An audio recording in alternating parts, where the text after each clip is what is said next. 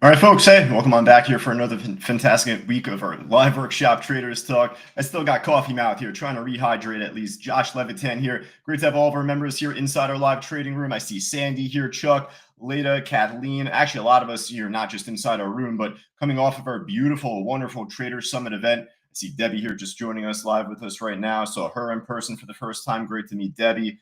Thank you so much once again for the incredibly wonderful gift. But aside from that, great to see Debbie, great to see Kathleen, great to see all of our members that were just joining us from last week. Albert, Lee, got Richard, got Scott, got a lot of us here just joining us from this morning at least. So great to have them there. Now, if you're joining us on social media, Facebook Live, LinkedIn, Twitter, YouTube, etc., we always like to say, just look to follow us right down below, right below. I got my webcam up at least this morning. Oh, get that up for the trading room there too. How about that? I'm try and test the waters. Hopefully my webcam doesn't make my screen freeze up, and hopefully this doesn't mess everything up here, but trying to do both at the same time. Inside the YouTube stream, get the webcam up. Also inside our live trading room, we're going to try and have this going forward, at least inside the mornings, myself and Fausto put together. But great to have Alan, Nabil, Lawrence, Chuck, Catherine, who had sent over an email just earlier. We're going to get to her email alongside Brian's and a few more of us that had sent in questions and trades to go over from earlier. There's a lot to talk about here today, hence the name Traders Talk. Halloween edition nonetheless, October 29th, Halloween just on Friday. Let me ask our students and members here, anyone dressing up? Anyone doing anything, dressing up, taking the kids or grandkids out maybe? I mean, back in my day, at least, the whole block was filled. You had silly string fights. You had everyone up and down, kids, grandkids, grandmothers, grandfathers, you name it, going around. It's not really the case anymore, right? It's just, that's been the way for now, 10, 15 years almost, I feel, since my childhood. If you think you're getting old, I'm getting old too. Come on. So Catherine says, being a fortune teller. Oh, nice. Very nice. I love that, Catherine. Sharon says, yes, with the grandkids. We'll take that, right? If you're going around at least. A little candy never hurts nobody. Just make sure they don't have the cavities, right? Brian, oh my God, is that actually you, Brian? No way. I can't imagine that's actually Brian right now. I got to show this. This might be a little scary here, so brace yourselves. It's a little spooky. A little scary there, Brian. I don't think that's him. I don't know. I think he's trolling us right there. I don't know if that's really him. He says, yeah, from 5 years ago, though. Okay, so a little while back. That's crazy, Brian. Some crazy hair. Some scary shit. Jeff saying, I dress up as a stay-at-home day trader. Love that one. Let me actually highlight that there for all of our students. If you don't see Jeff, one of our gold students just wrote that. Always a good answer there. Dressing up as a stay-at-home day trader. Lauren says dressing up as an old, worn-out contractor. He said it first there, actually. I'm going from bottom to top there. Sandy here, who had sent also over a question this afternoon, says Zorro here Saturday and Friday as well. I tried dressing up at least. I tried thinking of a costume myself, even for this workshop for Traders Talk. Decorate the background here a little bit. I didn't have the chance to. Again, we just came off a beautiful event in person in Long Island, New York. I was there. The week before that, I was in Orlando. So I've been traveling around. It wasn't the first thing on my to-do list. It was on my to-do list. I just didn't get to it in time. So I'm trying to figure out what I could be here, right? And I actually came up with something. So, this shirt, who dresses up in a Hawaiian type shirt or whatnot. And, I don't have the wig. I don't have the perfect outfit for it, but, little Ace Ventura. Little Ace Ventura here, a little Jim Carrey. I don't have the undershirt on. I don't have his wacky hair, maybe. But, we'll take it, right? Better, pretty good for a last-second attempt. But now with that said, at least, let's dip right into the market. Obviously, we're here to talk about what's ahead here for the Fed meeting, the interest rates being cut likely. I think 99% chance of that happening. I come at 2 o'clock this afternoon. I think the move is kind of fixed in. The move is priced in here, I should say otherwise. So we'll see how the overall markets react. NVIDIA is pulling back a little bit off just the intraday highs right now. I want to begin to go over at least NVIDIA for right now because, we're not just going over NVIDIA from this morning, let alone yesterday. We're going over NVIDIA from when we called this out adamantly as a swing trade. And let's just, be as transparent as humanly possible from not just the end of last week, but from the week before that. I was looking for a move off this 184 level, at least right around here, back from mid-October. I took a 1.5% loss on this as it pulled back. So I ended up getting out. I even forgot the price. I hit close. It was at minus 1.5 in red there. But, basically what I was looking for was to see this try and flip 184 from this beautiful resistance, and it was already stabbing over it and running over it here. Well, I was hoping to see it kind of slingshot back up. So you could say right place, wrong time at first. Ended up beginning to dip a little bit lower. And what happens if this flips into resistance again? I'm not trying to hang on for this any longer than I need to. I'll jump back in on this trade if there's a reason, if there's a cause, for me to do that. And that's what happened, at least from the end of last week. So let me ask Brian there, Pennywise, I should say, or that's like not even Pennywise. That's like scarier than Pennywise Bry. Yeah, Bill right there. You got Nabil. That's trippy also, Bill and Nabil. But you also got Jeff, Sandy, Sharon, Catherine, all of us right here. Hey, let me ask this.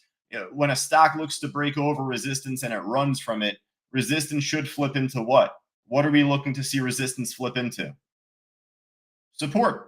And then also with that, from the end of last week, what came out at the end of last week? Here we are today on Wednesday. Actually, we normally conduct this workshop live every Monday. I was traveling, like I told you, from New York back to Florida. So with that, we ended up rescheduling this workshop to this Wednesday. We'll be back this upcoming Monday. But we have the Fed meeting coming up at 2 p.m. Eastern later on this afternoon. What already came out, though? What already came out from the end of last week on Friday? Does anyone recall? Sam saying CPI, and Chuck saying CPI, Tim CPI. Happy early retirement there, Chuck, by the way. I think Chuck messaged me this morning. He's I think, calling it, at least at his career. He's formally retiring, at least, I think, at the end of this week. Congratulations there, Chuck. The CPI report. So the inflation report, right? Now, when that came out Friday, I'm still not home yet. I'm still not in Florida at the time. And I'm just trading off a damn laptop. So I wasn't really assertive or aggressive to day trade on Thursday, Friday at the end of last week, coming off our on-site event or our Trader Summit event. You could see my lines right here. So this was just from the CPI report. Let me just show the pre-market. Just get that showing. Give me a moment here, folks. Looks like my platform kind of jamming up here just for a second. Give me a moment here. Hopefully this isn't to do with my webcam situation. Probably once a day this happens at least, so hopefully nothing bad here comes of this, but platform freezing up for a moment here. I'll just show you the pre-market, at least from the end of last week, Friday. There we are. All right, so we are good to go here. There we are. Okay, so Friday, 8:30 in the morning Eastern, big old pop. And then from that point, I noticed it pretty early on. So I ended up jumping in on this trade just as it was building these higher lows.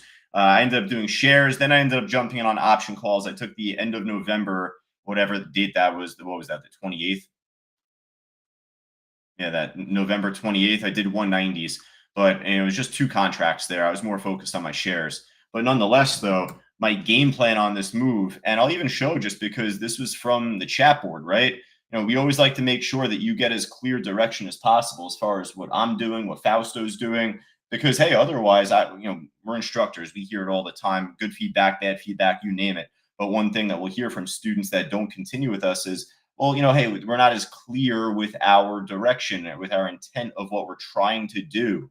So, hey, I take that to heart, right? I want to make sure that you clearly understand exactly, what I'm looking for in a move. Not everyone's always there to capture the chat at the right time. So, if you miss it, so be it. It happens. I missed about 99% of the moves that, happened throughout the day. But this was actually back from the end of last week on October 24th. So Albert was talking about it. Everything popped on the CPI, Tesla, NVIDIA, AMD charts all look the same. And right there at 8:44 Friday morning, I may consider a second stab on NVIDIA's swing from that 184. That was a very strong resistance from the historical. I just gave the whole game plan there, right? Fool me once, shame on you. Fool me twice. Also, shame on you. Fool me twice, also shame on you. How about that? Fool me three times, maybe shame on me. No, seriously, though. Otherwise, though, just to say, if NVIDIA could flip this 184 into proper support, I want 200 plus target as the swing. So it couldn't have been more clear as far as what the intent was on this move. Now, obviously, we ended up seeing some great timely news come out with NVIDIA just yesterday, from the day before that. I think they had some conference that happened and a whole bunch of partnerships. I think Uber is one of them that they partnered with, a whole bunch of stuff. Like I don't have it in front of me, but I know that they did a whole this is a whole separate thing, but they did a $1 billion equity investment in Nokia. That's also my docket here for today for Traders Talk. We'll get to the Nokia trade from yesterday. That was a nice day trade at least, right? But nonetheless, Nvidia has a swing. Oh, beautiful move yesterday, blasted over 200. And I was looking originally for 205, overnight pushed up way higher, up towards 208. So I took half my position out on the stock in pre-market, and then I got out on the calls pretty shortly after the market opened up. It was like probably like where it dipped back down here even a little bit, not off these highs, but probably on this pullback here as it dipped down towards 210, 209 and below. I was afraid of a pullback happening. Now with the Fed meeting coming out later on today, and everyone and their parents, their grandparents, their great grandparents, seriously, everyone believes that there's going to be a rate cut coming up here, right? And I think a lot of us believe that move is already fixed in, priced in. Um, for anyone that's new to the market, they might be looking at Nvidia blasting all-time highs, thinking, "Oh my God, it's just going to continue." And don't get me wrong, we could think bullish and euphoric. I already posted a couple of graphs from the end of the day yesterday on Nvidia. I'll try and drag them up if we have time, just from TradingView. I even did some like fibs.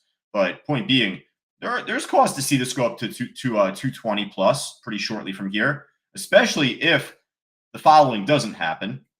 The following that I'm about to go over with you, if the following doesn't happen, then maybe we can see this blast up towards 220s, 228 here sooner than later.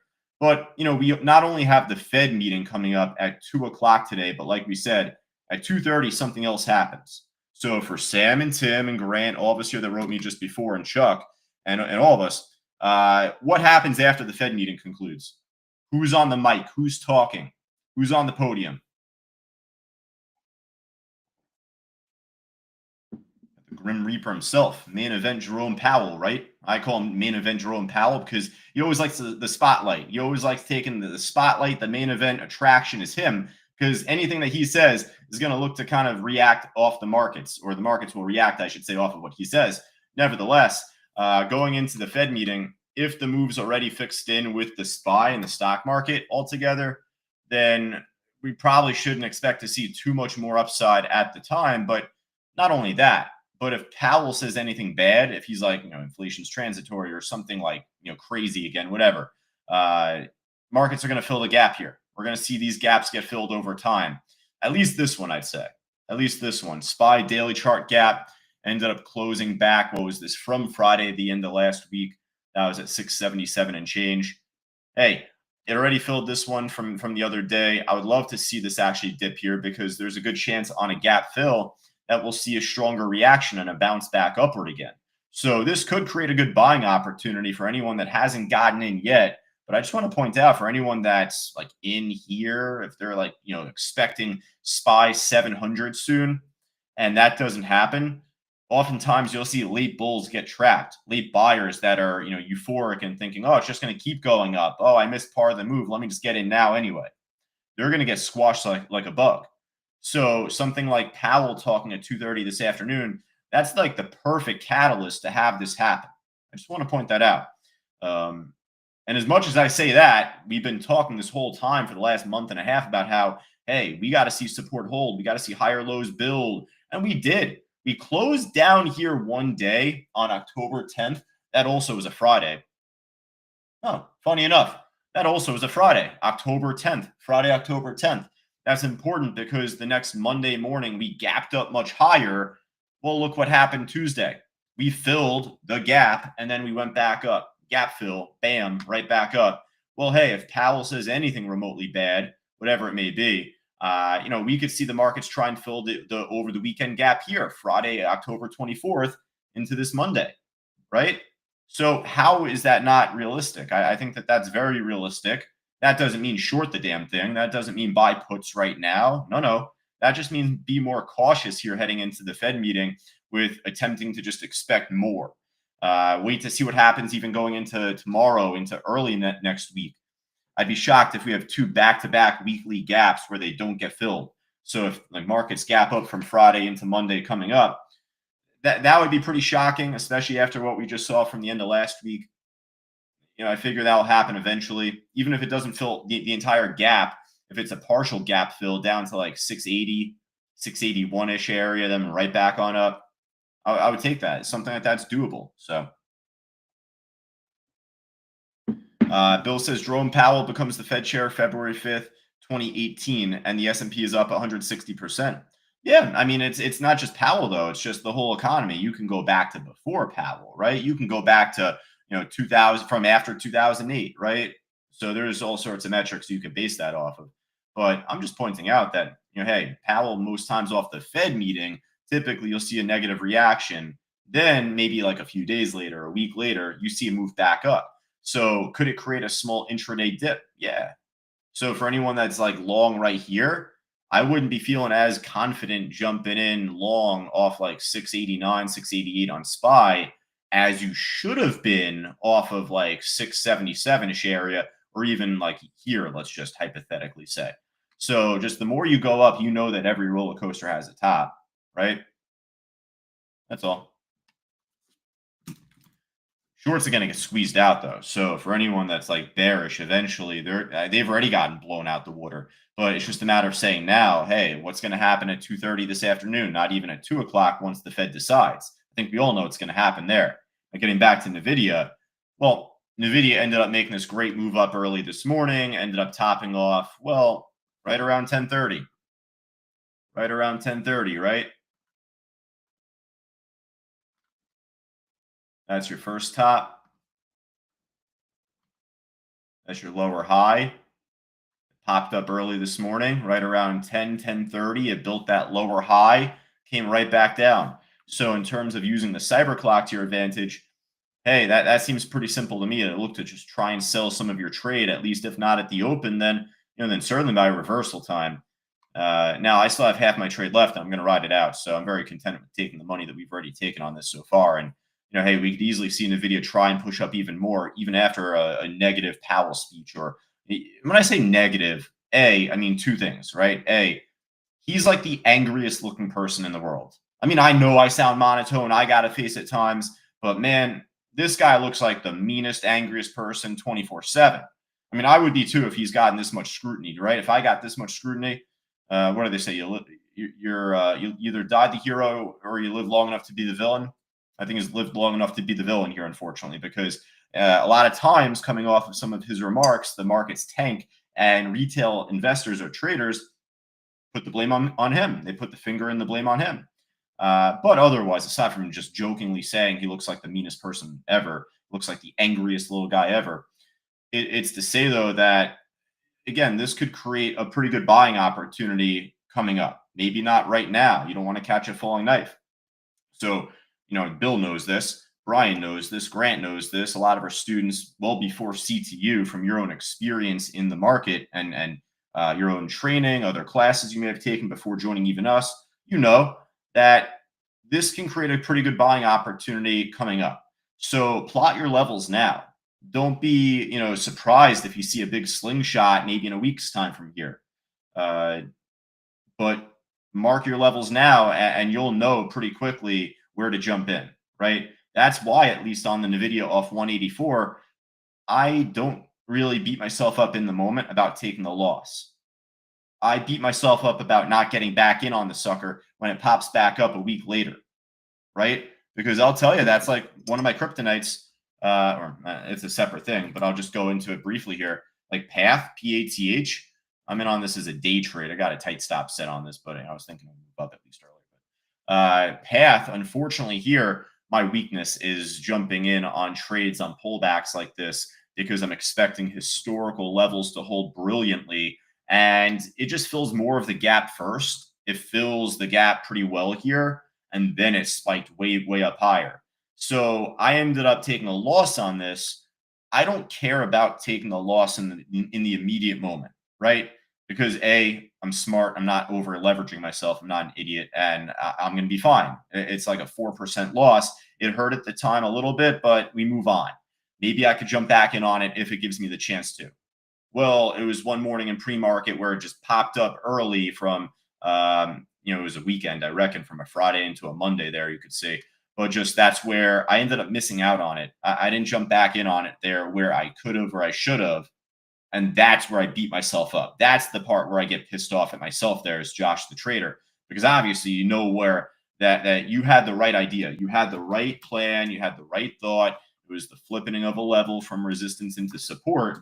But what happened was it ended up dropping off a little bit more than you thought it would. Eat the loss. That's all right. Better to take a small loss than a big loss. You don't know how far it's going to drop off that much more after at first.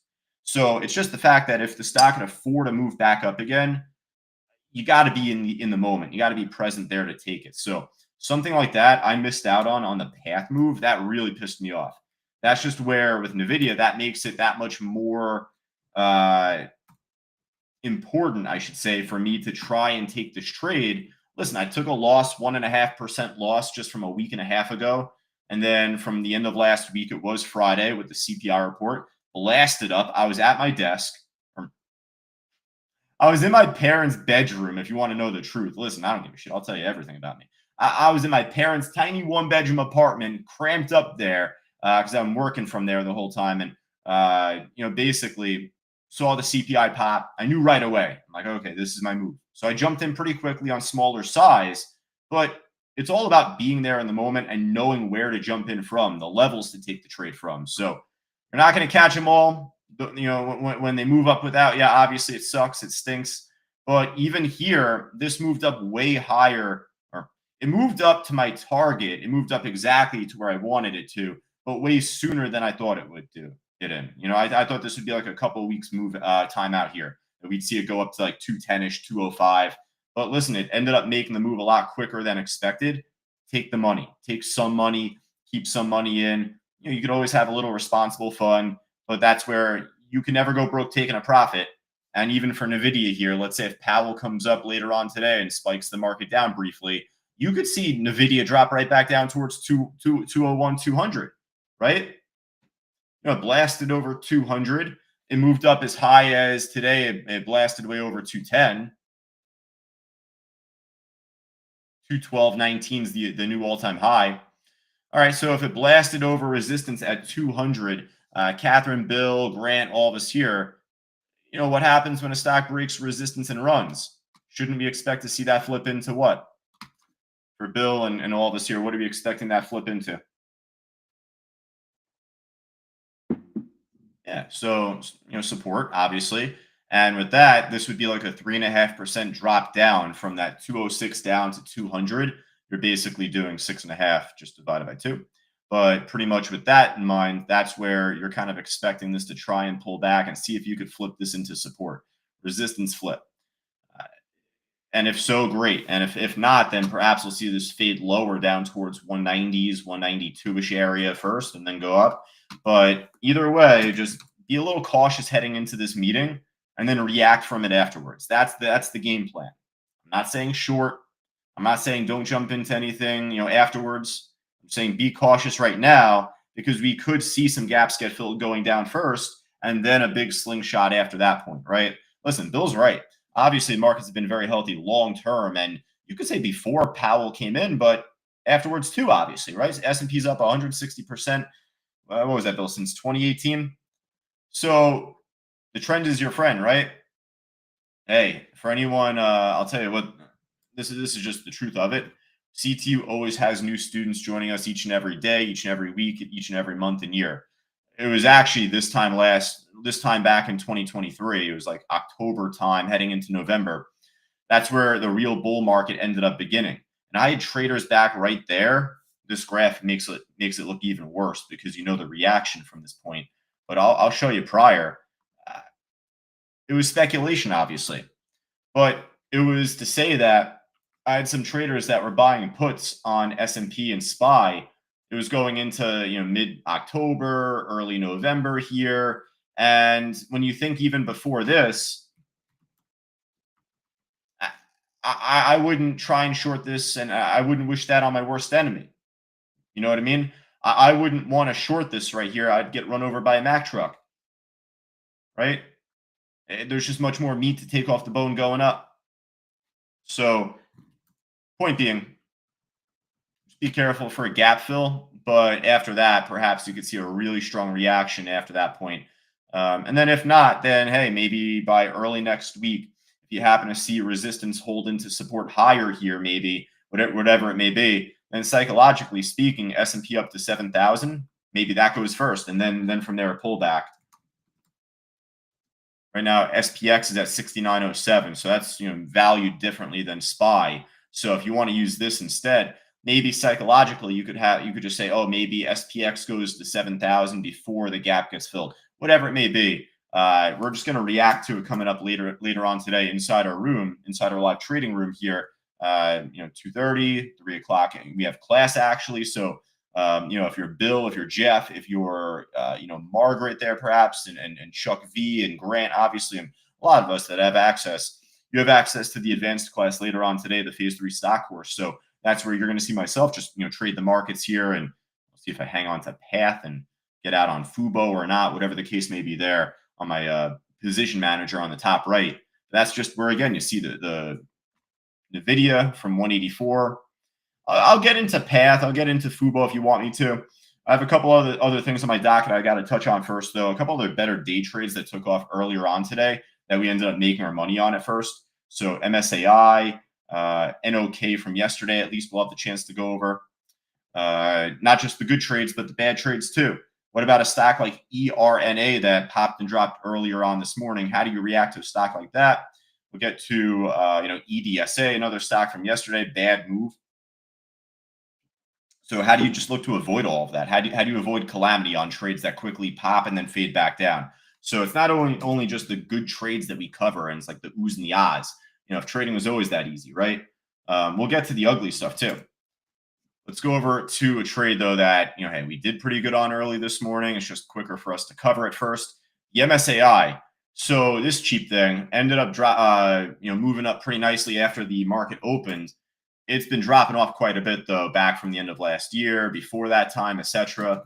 Now, when I call it jokingly but semi-jokingly, when I call it that cheap thing, that cheap stock, where I'm pointing towards is this. The reason I said it exactly that way is because I want everyone to answer this question.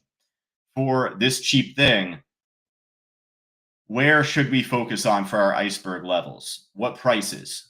Psychologically speaking, where should those iceberg orders typically be for a cheap stock like MSAI? Bill, you like that one? Bill C, MSAI. What do we got here, folks, for our cheaper stocks, less expensive stocks? What do we got here for support resistance? Where should we expect those big iceberg orders to be at? Yeah, typically every 50 cents, right away. Maybe every 10 cents. We'll look at Bookmap in a moment just to confirm, but just immediately here, as it's kind of popping at 6 o'clock in the morning, it's pushing up at 8:30 in the morning here early on today. Well, that's where I'm just looking at just regular old $1, right? Just let alone 150 and then 2 and then whatever 50-cent levels and whole numbers. That's typically where you should find the icebergs collectively. Now here is just right at $1. So whatever news came out this morning on this stock, multi-sensor AI, I don't really care. I care about a couple of things. I care about the trend long term. This thing has not been a good trade, so I can't really trust it. You can't trust these stocks as far as you could throw them, especially for something that's been trending down so nicely long term. Now, maybe in a dream scenario, if this wants to go up 300, 400%, I'll be here. This popping at 8:30 in the morning, 8:20 in the morning. I got all day here, guys. Right now it's 12:30. The stock's not going anywhere yet. It hasn't actually pulled back too much. So maybe later on today, there is one more move on it. Not only that, we also jumped into it early on today. So we're going to get to the move here coming up. But point being is that there is time, especially this is moving early in the morning. It's right at $1. Not only that, let me see if I have this here. I probably don't have it. Actually, no, I don't. I didn't take the screenshot.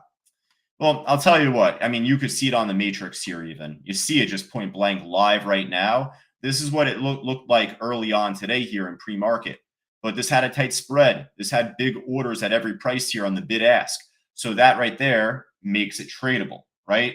This is not some sideshow act stock. This is not some casino stock yet. Maybe if the spread opens up bad, maybe if the order book thins out a lot, Even if it looked a little thinner than it is live right now, it was still penny spread, good enough for us to look at in pre-market here.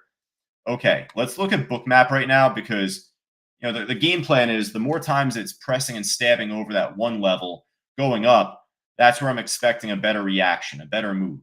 And actually, I'm going to answer a couple questions just here in a moment that came in from students and trial members testing us out here. Just about iceberg orders, just what they are. Can I get a definition on them? We're going to get to that in a bit.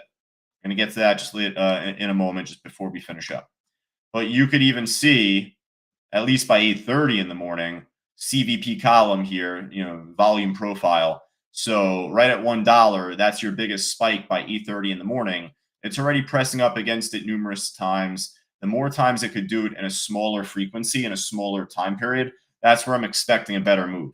So I'll tell you what, I jumped into this trade 2 separate times today. I jumped in pre-market right at $1. I got out at 105. I took some quick money before the market opened up. I even held on to this going into 9:20, 9:22 in the morning. I typically try and get out of my pre-market trades by 9:10, 9:15. But again, the reason that this was better was because the order book was more liquid. You normally don't have that for pre-market. So, hey, this proved itself. It was going up. It was tradable. You're not able to set stops in pre-market. So that's the danger of trying to hold into the open. And you might just say well, Josh, why didn't you hold afterwards? Why didn't you hold the whole trade? You should have done that.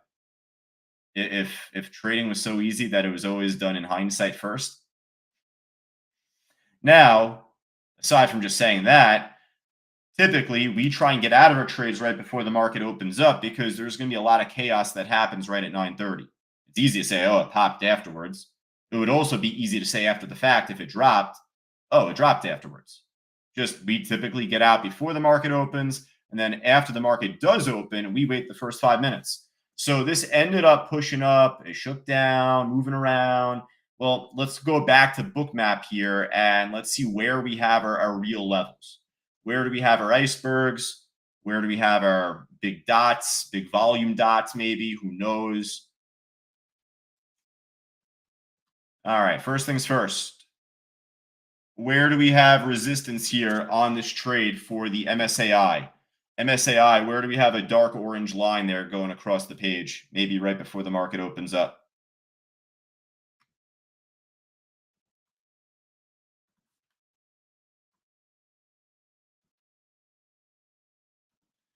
What do we got here, folks? Right at 115, 117, right around there. Yeah, 115. Just kind of estimate right there. It's pretty much right there at 115 on the nose.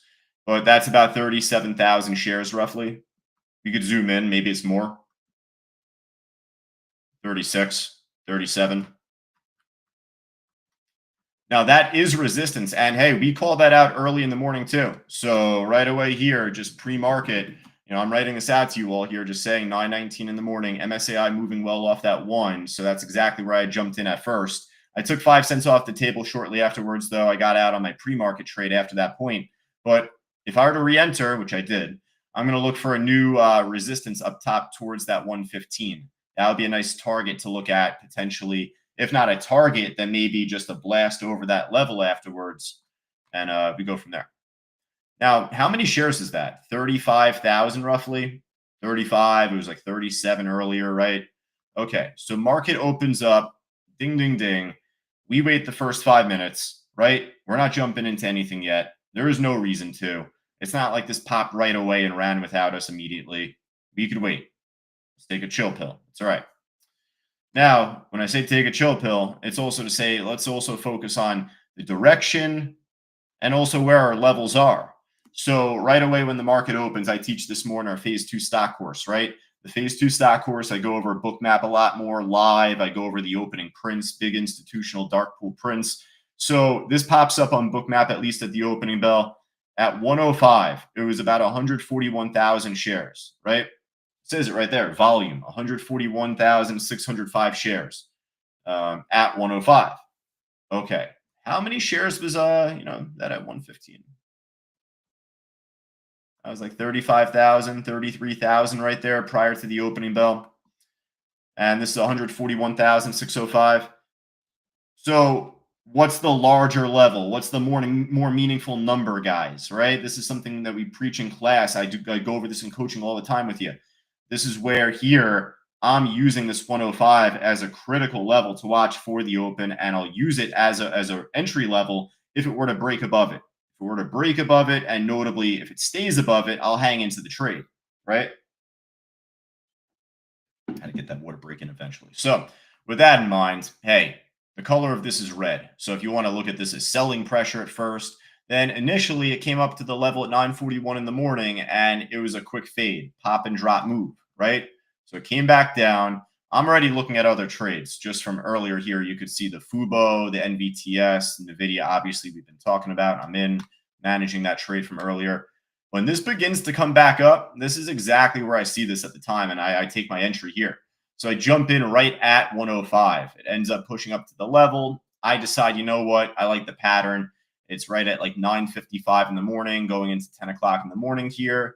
Let me ask Margaret, Alan, Sharon, Debbie, Anna, Sam, perhaps Brad, if you're testing a room out, maybe at this point. What time do we normally expect reversal time to happen again? Right? We go over this in phase one. We go over this every week here practically. What time is normally reversal time? Typically, I'm looking around 10:30. Typically. So if I'm jumping in off this big level here at 105, the price at the time, 10 o'clock in the morning, well, I have about like 20, 30 minutes, maybe 15 minutes. We'll kind of give or take 15 from there.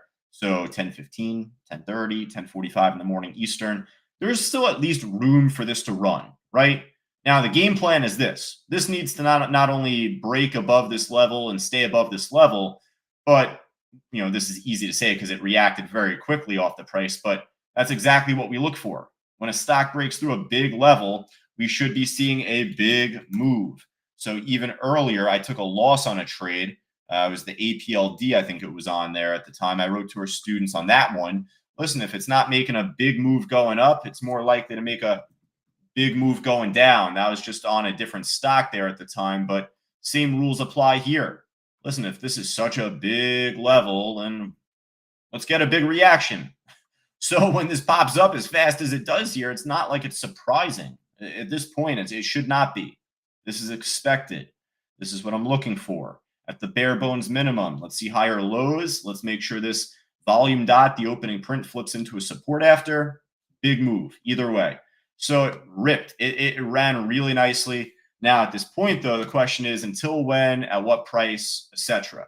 Now, this stock ended up popping back from last week, didn't it? It was back on Thursday. It ran for us beautifully from like 67 up to a high of 140. And then even here, it closed at 135. So if you even want to use that as a level just to say, hey, closing bell print at 135 here, maybe if that flips into a support somehow, it could run up even more. There's a thought behind that. Well, point being is that it topped off shortly around that 10:30-ish, right? It topped off at like 10:25 in the morning here, 10:23, pretty much right in line, right? It falls pretty well in line with that reversal period. Trying to get fancy with my lines here. Give me a moment. And then even just the lower high later on here at this point. So maybe you could have scalped it again, but otherwise it failed to break higher, failed to flip this into a support. Maybe it could have. It seems a little far-fetched, but still it's possible. Maybe later on today it could. Point being is that you don't want to be on the top of the roller coaster looking down. You don't want to be too bullish after it already made such a big run up from pre-market. We've been calling this out since 1 o'clock. We've been calling this out since $1, not at 1 o'clock in the morning. We've been calling this out since 8:30 in the morning here, pretty much. It was on our pre-market watch list, let alone two. So that's just where otherwise, not all these stocks are going to make that big 1,000, 2,000% pop at the time, right? Not every stock is ORBS. Not every stock is that CWD trade from that one pre-market morning on September 9th. I'll remember that day like the back of my hand. I mean, look what happened on this candle. So, even just to go back here for a second, just on this one, this thing got absolutely demolished after an enormous run up, right? So this is where you don't want to be too bullish after such a big run. And not only that, but this was already up so much in pre-market that right at 9:30 at the open, dropped. It broke below a bearish Fausto flag. It tanked. That was it. Game over. So reckon a little bit different compared to that MSAI. The MSAI was moving after the market opened up this morning. It played well into the reversal time at 10:30, right? So with that there, it's just that, hey, the same rules apply going down.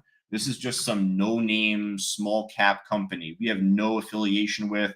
We don't care about them at all. It might be the world's greatest news out there, but until it proves itself to us in terms of seeing resistance flip into a support, then I'm not going to be too convinced. Even here on the long term, if you go back to like mid-March, topped off right around 136 here, at least there, 137. Okay, that's like at least relatively close to where it had closed on this one candle. I'm sure that's just all coincidence and nothing more. But that's just where maybe the more this bangs on this door in the coming weeks, months, whatever, who knows? That could be a good swing trade, at least over time, right? But there's a reason why that we were calling out NVIDIA as a swing trade and not the MSAI, right? So, in terms of a swing trade, the key is it a healthy chart? And not only is it a healthy chart, but are there good levels to work off of at least? So even getting back to the one I missed, the path that popped up without me after, this really was more in speculation.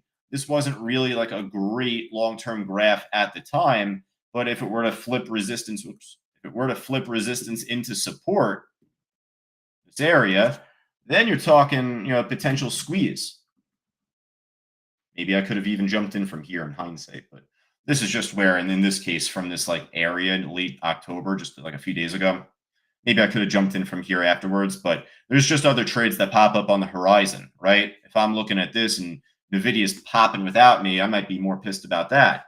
So that's just where in the grand scheme of it all, you're never going to be able to capture every trade. You're not going to be there to get every single stock under the sun. So don't beat yourself up that bad. It's all about the reaction after. So the path one I was more upset about because, hey, I took a loss on it, and then just days later it popped, and I could have jumped in. I was there, and I just missed it. Well, listen, for all of those times that happens, it's not going to be too often, but you're going to be there a lot of other times otherwise. Right place, wrong time at first on the NVIDIA. Right place, right time, just maybe a week later at the end of last week on that Friday, ripped. So, that's all. Don't beat yourself up. Don't beat yourself up too bad there. No problem at all, Nabil. We'll catch you later on this afternoon at least. A couple questions coming in here in chat. I'm going to try and get back to you in just a bit here for all of us here in the chat board. I want to make sure that I get through some email questions as well, and we'll try and bang out some other subtopics that I had in mind here too. So we talked about the MSAI. Let me go over the Nokia trade, and I'll also answer some questions that came in just from this morning by doing so. So you could just see Nokia had a big move yesterday, just out of nowhere, just gapped up and got halted off of news. NVIDIA is doing a $1 billion equity investment into them, right? Huge news, obviously something that I feel pretty good about after reading the headline, but it's all a matter of where you're jumping in from. This was a great day trade, but obviously as a swing trade, we'll take a look at that in a moment. It really didn't work out as such. It gapped down overnight, making lower highs now. How's the market doing? Still got some time until the Fed meeting, until Powell comes on, Grim Reaper himself. But, just to say, though, that markets haven't really gone anywhere today, and Nokia is making lower highs. Why do you think that's the case? Because clearly this isn't the greatest long-term graph yet. So we'll get to the swing part of this in a moment. But to kind of bang out a couple questions that came in, where are we here? Make sure I get my foot marker here. All right. So, we had one of our students here sent in an email. They were asking for a friend. They were asking for their friend, saying, can you explain iceberg orders and what you expect to happen when they are filled? How do you handle them when you're in a trade? So I'll repeat that. Can you explain iceberg orders and what to expect to happen when they are filled? How do you handle them when you're in a trade? And along with that, also one of our trial members, Sandy, just testing our room after the week. He actually just messaged me separately. I was just chatting to him just earlier, and he kind of just asked me on the side. So Sandy was saying, question, can you define in a couple words what icebergs are? Are they available in the after hours too, like around like 6 o'clock, 7 o'clock until 8 o'clock at night Eastern time? Okay, so let's just kind of go over icebergs here to begin. Also, just to point out, because I am Josh the teacher, I got to just do my due diligence here. We go over this all throughout phase one. I teach this in phase one lessons, 9, 10, 11, 12, pretty much in sequence. We begin to discuss volume, bid and ask even before we even dig into level 3 and what iceberg orders even are. But, we start from the top, work our way down. And that's where we even go more into book map at the end, which is level 4, right? So there's a lot of different ways that you can cut the pie in terms of identifying big orders and what you call an iceberg order out there. The key is that volume is always relative. So NOK, looking at level 3 right now on my screen, the level 3 here, you got some big orders here. 79K, 69K, 42K, 38K, 35K down here. You got big ones up top here on the ask, I'm sure. So this book is going to be a lot more liquid compared to, I don't know, Oklo. Obviously I'm comparing extremes, guys, right? Oklo, it's like there's no one out there, it seems like. One share, 60 shares, 635 shares. There's Jack out there. There's nothing. So there's a big difference in the order size, right? But that doesn't mean that it's like there's a fixed number of shares and that's iceberg. It's not like, oh, anything over 10,000 is iceberg. No, that is far from the truth. Do not go that way. You're going to lose a lot of money trying to do that. But this is where iceberg orders are always relative to the volume out there on the book. So that's where book map plays a big part in that, at least with separating that on the heat map side. So even on Nokia, from yesterday's news off of NVIDIA investing $1 billion in them, where do we have our orange line on the heat map? What do we got here? How about Grant, Nabil, Denzel, Sandy, who's here earlier? If he's tuning in, I want him to answer. Tony, I don't know, maybe Brian. What do we got here, guys?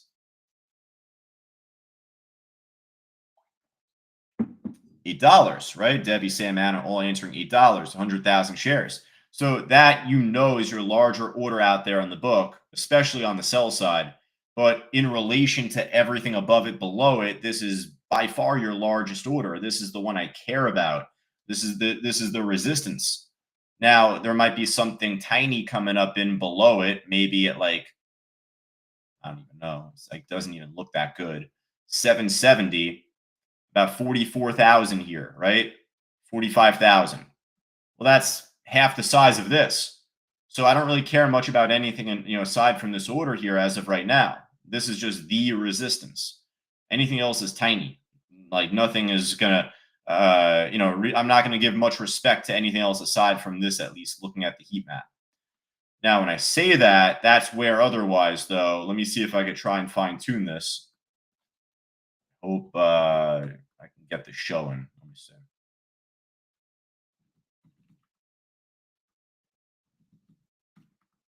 Okay, let's see. Out of here.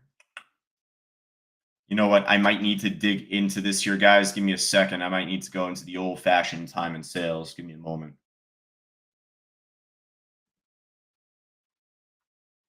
Because what I want to do is actually show you what happened here when this reopened up off the halt.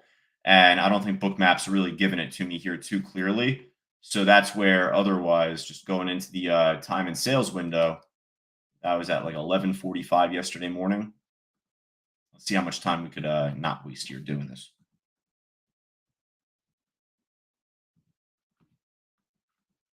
Oh man, I used to do this back in the day, early teaching for Fausto with traders, and my biggest fear is like wasting time. Let's see if we can get anything good here. 1,000 shares. That was at 11:45 in the morning. Yeah, pretty much 11:45:09, right? Okay, I got to go back a little bit more here. It's going to show it. If not, it's all right. I'll just basically tell you what happened, but we'll see.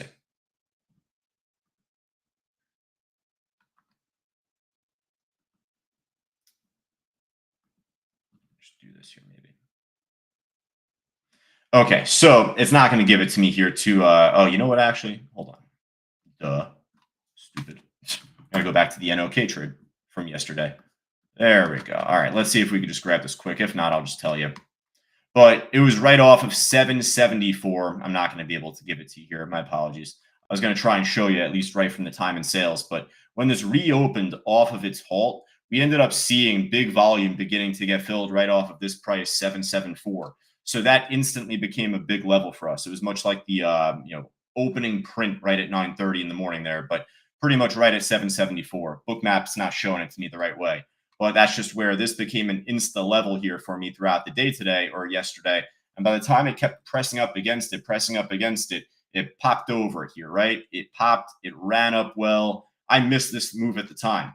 I was calling it out to our students, but at the time it didn't pull back enough after the break here, and it just ran right away. So I missed that part at first. But although I missed that initial move, this still became an easy trade. This became a very simple trade, a trade that I made money on, a trade that I was very content with. It wasn't like the thing that made my week, made my month, but it made me money, made my day. But that's just where Jeff, Anna, Sam, one more time, if you could just answer for me. I know I sound like a broken record player. It's kind of the same questions each week. But one more time, just like I said before, when a stock rips resistance and runs from it after, we're expecting that resistance to flip into what? For as much buying as we had here, green, it's blasting over this resistance. It's running from it. Resistance should flip into support. I actually got filled right here on this candle, right at 776. I had an order out there. I was watching it, so I didn't want to like only just wait there and catch the falling knife. But once I got in on the trade, I ended up setting my stop right at 769. So even on this shake here, it ended up holding me in the trade, pushed back up. But it was a nice little trade. It got me up towards $8, a little underneath. I sold below right before the market closed. It was even here, like going into the no, it was like right before the 3:30 here afterwards. But yeah, as it was dragging back down. But nice little trade to work with. It wasn't like the biggest thing ever, but it was a nice simple trade, just based on the icebergs, based on the support resistance that we had from Bookmap. Point being, icebergs are always relative to what you see out here on the book. So with this being such a liquid book, you're going to need to see like 100,000 shares, a couple 100,000 shares for me to feel pretty confident in a level here right now. Like right now it's $7. It seems like there's at least something there at 7. It's 93,000 shares. It's not like an orange line now it's showing. I'm kind of manipulating it there. But, that's at least our next big support for the Nokia. That's right now today. But, from yesterday, it was a good move for while it lasted. It held over that 774. It tried to make that move over 8. Didn't get the job done even in the after hours here. Failed. So now the reason it wasn't a great swing trade yet is because technically, I'll just say, this is the easiest to say part in hindsight, but I guess this thing's been moving up pretty well since 450. Moving up over 5, up to 6, even as of end of last week. We haven't been following this trade whatsoever. So I guess it's been some sort of squeeze already to begin with. But when you look long term, it's basing out, but it's not really like making higher highs yet. This is not a great swing chart just yet. It could be, maybe it will be over time, but I'm not fully convinced. Long term, this thing still sucks. It just broke over a local higher high here back from 2017, 2021. You got to go all the way back. This thing is still making lower highs. So we're heading into the end of October here. Obviously, by beginning of next week at the least, we'll be in November. So who knows? Maybe November early on, we'll see this wick down and then slingshot back up. This could be a good swing trade in due time, but at least on the first damn day of it popping off of that news, I wouldn't expect it at first. How do I know that? Because I've been burned on this exact, type of stuff before. So that's just even again where on path, I even got a little overzealous because I thought it would run right away. Well, it's not exactly the greatest chart here there at the time. It ended up needing to fill that gap first before it became a much better move. The point being is that a lot of these trades could turn into swing trades, but it's all a matter of the long-term chart. Again, that's why Fausto's been on Tesla for a little while, especially as it's been breaking above this Fausto flag that he's been calling out adamantly. So it's been a phenomenal swing trade for a long time. But the reason it has been such is because the long-term graph has allowed it to be. The reason that we nailed the APLD back from like a month ago here from like 15 bucks, 14 bucks area is because it was flipping that resistance that it broke above here into a support. So there was still risk with it, at least trying to shoot up, but obviously it got the job done. But that's just where it all begins. Without that, I'm not going to try and risk it. I'm not going to try and randomly, suddenly, without much reason or cause to flip a swing trade into a day trade. I'm sorry, flip a day trade into a swing trade. Pardon me. Even the Fubo one right now, which I liked going into this morning, maybe seeing if we can get a flippening there. It's probably going to take a little bit longer. Maybe tomorrow, maybe Friday, maybe next week, we'll see it try and go back up. But clearly today, it broke below my levels here that I had lined up. And I'll tell you, this thing, I waited. I waited for this to drop today. I felt so good at this drop here this morning. I didn't short it, but I'm just thinking like, okay, I waited. I didn't jump in head first into the pool right away here. It tanked. I feel good. All right, 10:30 reversal time. It's like kind of trying it beforehand. But listen, if it's not going to make that better move up and make higher highs, it's more likely to make a lower low. So even on this, I'm down a little bit right now. Not on big size even here, just it's cheap. But I'm probably going to get out on this soon because if it's not going to try and make that reaction, rather if it hasn't tried to make that reaction already this morning, it's already after 1 o'clock, probably going to try and fill the gap further. And then maybe like Thursday, Friday, Monday next week, you get that better reaction. So I might get out on this here soon, maybe, and I may re-enter on it coming up at least over the next. Oh, just got stopped out. I just got stopped out right there. How about that? So you know what? That's where we'll end our workshop for right now, folks, our weekly workshop traders talk. Keep in mind, if you're new on social media, Facebook Live, LinkedIn, Twitter, YouTube, etc., we do this workshop every Monday normally. It's like 99.9% of the time Mondays. So obviously next week, when we come back on a brand new week, at least actually brand new month, November 3rd, we'll be back for a new edition of our workshop. So for Sam, Debbie, Catherine, Chuck, if I didn't answer your email, I'm going to private chat you. I'll chat you later on today or email you back, just either way. Be on the lookout for a private chat message from me coming up at least. But, keep the questions coming in. Send it right on over to josh@c2trading.com. That's the email. And, I'll be able to get back to you just over time. But finally feels good to be back. I mean, I love my family, love my mom, my dad, my nieces, my sister, everybody. But I don't like travel. It's nice to finally be back in my normal throne, my normal seat here. So, hopefully we have a strong market to wrap up heading into the end of this week. But we'll see what happens in about T-minus 56 minutes with the Fed meeting coming up. And then reminder at 2:30, keep in mind we got Powell coming up, the main event. So we'll see what happens there. But we'll catch up with everyone just later on this afternoon. Talk to you then.